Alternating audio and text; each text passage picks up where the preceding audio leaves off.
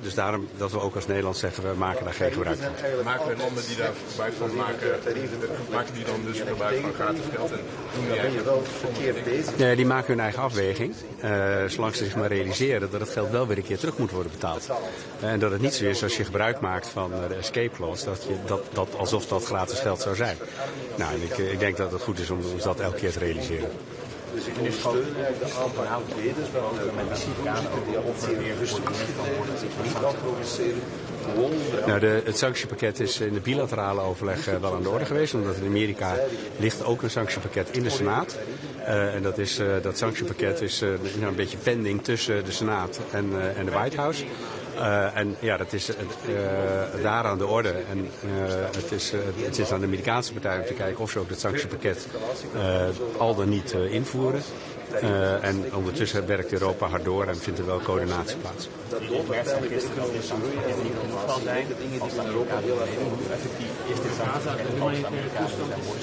Ja, ik denk dat een sanctiepakket zoals dit 18e sanctiepakket, dat is echt wel weer een vrij stevig sanctiepakket, omdat het ook onder andere met betrekking tot de banken raakt. Ik denk dat dat in die zin echt een belangrijk sanctiepakket is. Maar de druk op Rusland, die we belangrijk vinden om te worden opgevoerd, wordt natuurlijk veel steviger als ook de Amerikanen hun sanctiepakket activeren. Ja. Alle energie opzetten.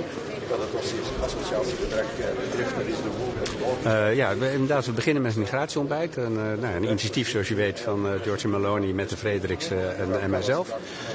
En ik denk dat het heel goed is dat we daar weer spreken, onder andere over terugkeer. Dat blijft een belangrijk onderwerp om te kijken hoe we dat voor elkaar kunnen boksen. En we spreken onder andere ook, wat mij betreft, over de terugkeerregeling voor de Oekraïners. Ik moet eigenlijk zeggen, de tijdelijke regeling voor de ontheemden. Maar alvast nadenken over als er een staakt het vuren en vrede komt in de Oekraïne, hoe we dan met die regelingen omgaan om te zorgen dat uiteindelijk de wederopbouw van de Oekraïne ook door de mensen die nu in Europa zijn mee kan worden geholpen om dat te realiseren. Oh, dat zou zomaar kunnen, omdat die manier van werken, dat is een manier die ook al een aantal keer aan de orde is geweest. Ook in de brief van alweer een tijd geleden van Ursula von der Leyen heeft gestaan. Nederland is daar ook zeer in geïnteresseerd om dat te doen. En ook te kijken om daar al mee te beginnen, ook al hebben we het allemaal nog niet precies geregeld. Maar wel op een manier dat het ook de steun van de Europese Commissie kan rekenen. Hartelijk dank.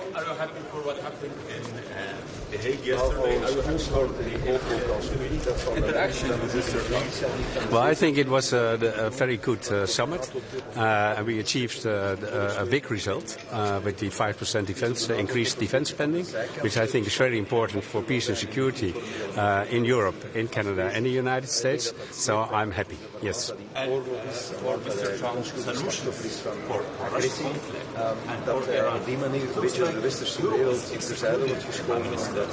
you find your place in this conflict? Yeah, I think it's very important that Mr. Trump is putting a lot on the table to create ceasefires.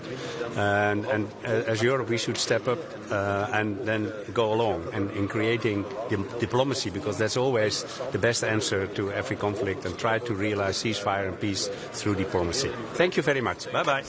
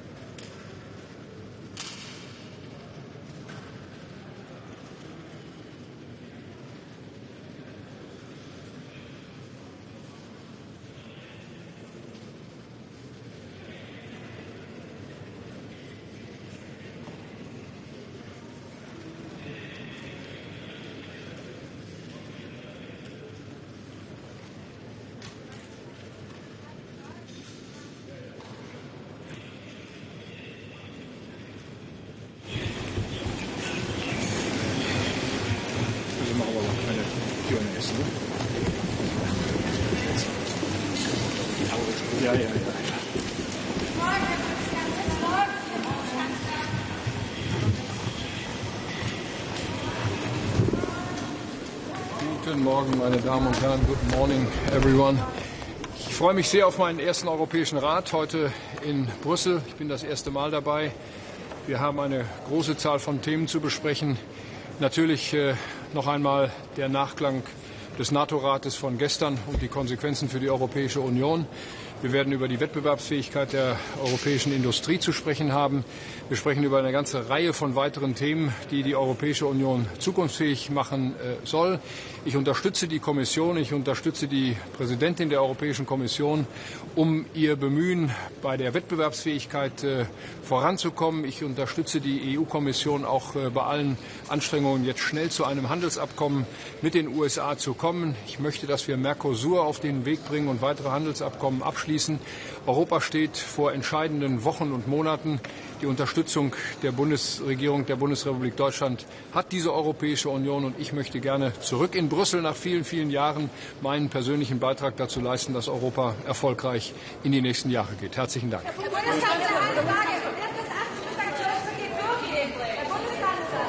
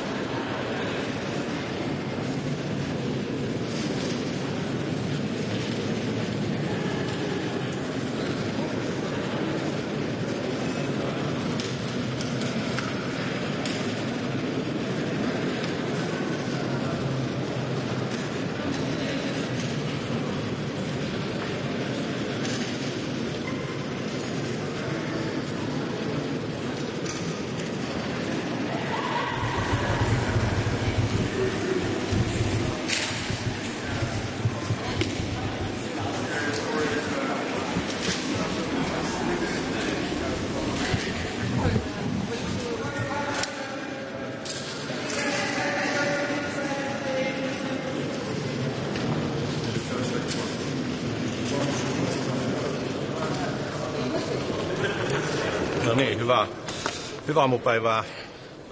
Jälleen kerran taas tärkeä Eurooppa-neuvoston kokous edessä. Mun näkökulmastani oleellista on ensinnäkin NATO-huippukokouksen todella tärkeät päätökset. Ne oli odotettuja, toivottuja ja oikeastaan se koko kokonaisuus, eli sitoutuminen 5. artiklaan, menotason nostaminen ja vahva yhteinen tahto auttaa Ukrainaa vahvistaa eurooppalaista puolustusta, niin minusta nämä oli tärkeitä asioita. Nyt täällä pitää puhua ja aion puhua siitä, että miten Euroopan unioni tukee jäsenmaita tämän eurooppalaisen Naton puolustuksen vahvistamisessa. Nyt on meidän vuoromme, Euroopan unionin vuoro ja jäsenmaiden vuoro. Toinen tärkeä asia on Ukraina. Ukrainaa ei saa unohtaa, vaikka meillä on erittäin kriittinen tilanne edelleen Lähi-idässä. Mutta Ukraina on sota, jota käydään meidän mantereella. Siksi Ukrainan tuen jatko taloudellisesti, poliittisesti, sotilaallisesti niin on aivan välttämätöntä. Tänään uskon, että päästään ratkaisuun tuosta sanktiopaketista. Se on iso asia ja työskennellään taustalla sen eteen, että myöskin Yhdysvaltojen sanktiopaketti etenisi. Ne yhdessä muodostaisi vielä erittäin vahvan paineen Putinille ja yhdistettynä vahvaan tuen jatkumiseen, niin uskon, että se on se tie, millä me päästään niin aidosti neuvottelutilanteeseen ja Ukrainan kriisin rauhoittamiseen. Lähi-idän tilannetta tullaan käymään tänään läpi. Puhutaan lisäksi maahanmuutosta ja kaupasta. Hetki sitten oli mahdollisuus keskustella useiden kollegoiden ja komission puheenjohtaja von der Leyenin kanssa. Tuemme voimakkaasti komissiota ja von der Leyenia mahdollisimman nopean kauppasopimuksen aikaansaamiseksi Yhdysvaltojen kanssa. Se olisi sekä Euroopalle, mutta myöskin ja erityisesti meille Suomelle tässä talouden tilanteessa äärettömän tärkeä asia, että siinä päästäisiin maaliin. Mitä tästä kokouksesta voi odottaa liittyen tuohon eiliseen Naton puolustusmenojen korotuspäätökseen? Mielestäni me pitää odottaa sitä, että tänään sitoudutaan voimakkaasti eurooppalaisiin EU-toimiin, eli ne, mitkä meillä on ollut pöydällä, valkoisen kirjan asioiden eteenpäin vieminen, puolustusteollisuuden nostaminen. Me tarvitaan paljon ja vahvempaa puolustusteollisuutta, jotta me pystytään täyttämään tämä suuri rahalisäys, mitä nyt on päätetty käyttää puolustusmenojen nostamiseen. Lisäksi siis meidän täytyy sopia koordinaatiosta keskenään. Meidän täytyy asettaa tavoitteet esimerkiksi puolustushankintojen yksinkertaistamisessa, yhteishankintojen mahdollistamisessa ja niin edelleen. Eli vahvasti pitää ymmärtää se, että nyt on EU:n vuoro toimia, tukea jäsenmaita kaikki keinoin, että tämä puolustusta pystytään vahvistamaan. Jos kauppasodasta voi kysyä, niin tukeeko Suomi uusien vastatuulien valmistelua Yhdysvalloissa siltä varalta, että kauppasodasta ei saada sopimusta aikaan? Kyllä tukee. Euroopalla pitää olla voimakkaat vastatoimet, jos sopimusta ei saada aikaan. Pitää olla itsetuntoa ja kykyä voimakkaasti vastata, jos tarvitsee. Meillä on kaikki edellytykset ja oikeus siihen, että me puolustetaan itseämme tässä, mutta päivän päätteeksi uskon, että on sekä Yhdysvaltojen että Euroopan etu löytää nopea, mahdollisimman yksinkertainen ratkaisu ja päästä normaalitilanteeseen. Miltä teistä tuntuu se, että transatlanttisen suhteet perustuvat järjestelmään? Mulle on merkitystä on lopputulemalla. Retoriikka on jokaisen oma valinta, mutta mulle oli kaikkein tärkeintä se, että eurooppalaista puolustusta eli sitä kautta Suomen puolustusta vahvistetaan ja lopputulema on oikea. Yhdysvallat on kertonut sitoutuvansa 5. artiklaan ja NATO-maat yhdessä sitoutuneet 5% tasoon, eli siis puolustuksen merkittävän vahvistamiseen ja että se viesti on yhteinen, että se on Venäjä, joka on se uhka ja Venäjän vuoksi meidän on nostettava puolustuskykyämme. Anteeksi. Venäjän muotoilua kuitenkin lievennettiin tässä päätöslauselmassa. Oletteko vakuuttuneet siitä, että todella Yhdysvallat olisi nyt sitä mieltä, että Venäjä on se? No se joka tapauksessa on siellä ja meillä Euroopassa se on laajasti ymmärretty fakta ja se on kirjoitettu meidän yhteisiin päätelmiin, jota Suomi on ajanut läpi tässä viimeisen vuoden puolen aikana. Että se on nimenomaan Venäjän uhka, minkä takia me puolustustamme vahvistamme, ei mikään muu uhka. Ja tästä on äärettömän tärkeää pitää kiinni. Tänään esimerkiksi tulen huolehtimaan siitä, että meidän päätöslauselmissa nimenomaan Venäjän uhka on se syy, miksi puolustusta vahvistetaan. Uskotteko, että Unkari ja Slovakia saadaan taas EU-pakotteita? Heidät on saatava mukaan. Pakotteet, niiden jatkaminen, jotka on umpeutumassa ja uuden pakotepaketin läpisaaminen on aivan välttämätöntä ja pitää löytyä keinot myöskin näiden kahden maan mukaan saamiseen. Useat EU-maat ja NATO-kuuluvat EU-maat ovat jo sanoneet, että he vaativat tällaisia joustoja puolustusmenoihin. Onko tämä tällainen tyhjä tyyli, sanotaan näin, tämä 5% paketti, jos sieltä tulee niin vahvoja joustovaatimuksia jo nyt? Se ei saa olla. Me voi mitenkään hyväksyä ajatusta siitä, että ensin yhdessä päätetään, että tiettyyn menotasoon noustaan tietyssä ajassa, että joku alkaa heti siitä pakittamaan. Onko Suomelle pettymys se, että tavoitevuosi on 35 eikä 30? No, meidän näkökulmasta uhka on todellinen ja meidän pitäisi olla muutamassa vuodessa niin vahvoja, että me pystymme tarvittaessa puolustamaan itsemme vähemmän riippuvaisesti muista ja enemmän itsenäisesti Eurooppana. Ja siksi kaikki viivästys on tietenkin meidän näkökulmasta huono asia. Mutta mä haluan katsoa nyt kokonaisuutta. Tämä oli historiallinen päätös. Ja kun vielä lisään siihen sen, että kun julkaistiin FLF-joukot, 5 maata, jotka Ruotsin koordinoimana tulevat ja alkavat vastaamaan Suomen puolustuksesta yhdessä tietenkin Suomen puolustusvoimien kanssa, niin me ollaan tehty todella historiallisia päätöksiä Suomen puolustuksen vahvistamiseksi ja mä oon siitä erittäin tyytyväinen. Aina joku olisi voinut mennä paremmin, mutta ollaan nyt tyytyväisiä tästä. Tämän takia me ollaan NATOon liitytty, tämän takia me ollaan tehty määrätietoisesti töitä ja nyt ollaan monelta osin maalissa. Kiitos.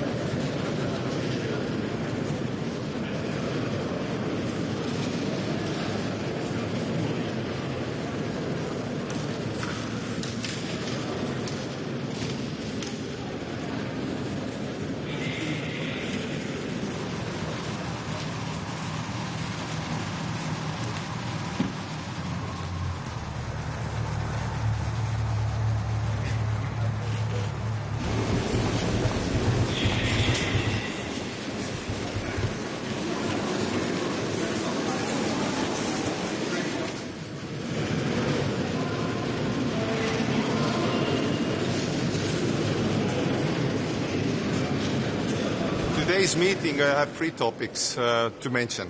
First is defense. NATO's top summit was, in my opinion, a success, but that doesn't mean that everything is done. Work continues. Europe has lots to do. For example, also with the Baltic defense line on the eastern border, we have to work more. Second thing is Ukraine.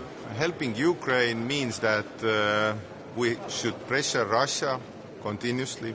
That means 18 sanction package as strong as possible, and also enlargement, both Ukraine and Moldova. These are very important topics. And third one is on the Shadow Fleet. We should do more on the Shadow Fleet, because in the Baltic Sea it's an environmental ticking bomb, to be honest, and also Russia's like a cash route. To be honest, to make it simple, Russia, like drug dealers, usually don't like when you ask for documents. So that is with the Shadow Fleet, we must act also. So these are the main topics today. Thank you. Yeah. Will this 18 sanction package go through today? And is it really strong enough? And will the oil price cap be included?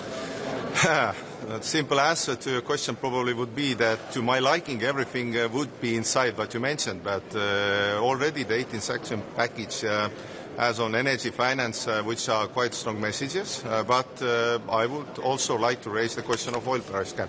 Thank you. So when it comes to the sanctions, do you think with the blockage of Hungary and Slovakia and the unity in Europe was concentrated stating that? No, I would say that Europe has had always discussions, and it will have discussions on different topics. It's not a weakness. It means that everybody has their own opinions. But Europe has grown stronger, I would say, in the last 6 months or 1 year. The club, the friends behind Ukraine, is much larger than European Union, and it's visible also in different conferences and the European Council. So I would say we probably will achieve everything we want to, but to keep that in mind, that even though the NATO summit was a success, everybody will increase defense expenditure also to help Ukraine. We should do on the European side also more. Yeah. After the successful NATO summit, you would expect like a net escalation with the trade war in that was not the topic there, to be honest, and I'm liberal. So, to my personal opinion, usually there are no winners in trade war. I know that trade is European Commission's responsibility. It's divided this way. And I know that they are talking to the United States as much as possible to achieve results. And I'm keeping my fingers crossed, because, to be honest, free trade usually goes with the security and wealth of nations, not the other way around. Protectionism, tariffs usually work against it. So on the security base, yes, I would say that yesterday's messages from the States that a transatlantic bond is strong. We work together to secure the world, to have rule-based world. That was a very good message. But on the trade, the Commission, and we have a lot of work to do with the States. So thank you. Yeah, thank you. Thank you.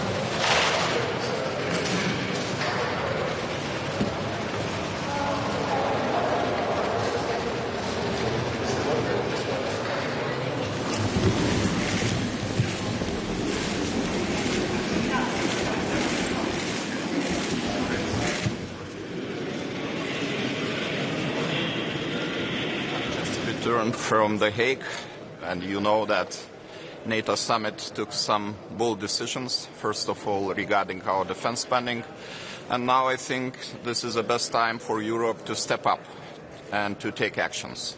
The time of declarations, the time of discussions has gone. The situation is very serious, and we have to do much more than we did in the past. Of course, some instruments we already proposed by European Commission, like SAFE, like national escape clause, and my country, and I hope all countries will use those instruments to the full extent. But of course we have to look forward, and I see in the future the big need to increase the European budget in the multi-annual financial framework to 28 to 34, taking into account those new priorities, first of all our defense and security, competitiveness, support to Ukraine. I hope that there will be resolution of the war in Ukraine until the next multi-annual financial framework. But right now I am not very big optimist, and I don't see the light at the end of the tunnel. This is because of Russia's unwillingness to proceed, because Russia is pretending, imitating the negotiations, and I think absolutely necessary precondition for any peace deal is ceasefire, and this is not the case. So our response should be clear and strong. We have to impose 18th package of sanctions. In my view, this package is good, strong, sufficient, but of course it would be good to avoid any exemptions and softening of this package. Also, very important to keep transatlantic bond with our biggest ally, United States. So my country is in favor of inviting our like-minded countries, third countries, not non-European Union member countries, in the procurement schemes of defense equipment. And I think this is very important to keep this transatlantic bond through this critical period of different challenges. Ukraine, as I mentioned, 18th package of sanctions. Of course, acceleration of negotiations process. It's not good if we see selective approach towards some countries which are aspiring the European Union membership. I am talking about Moldova and Ukraine. Both countries are putting a lot of efforts and doing quite well in implementing the reforms, but unfortunately due to some bilateral obstacles, and you know what I am talking about, Ukraine cannot open the first cluster of negotiations. And I think we have to open this first cluster as soon as possible. And of course, until the end of the year, we have to open all remaining 6 clusters of negotiations. I think it is productive to set ambitious political target.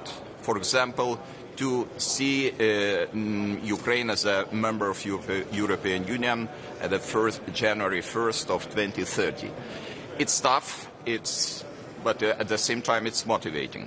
And I hope that we will be able to accelerate our efforts and to avoid any kind of misunderstandings, because this is counterproductive right now.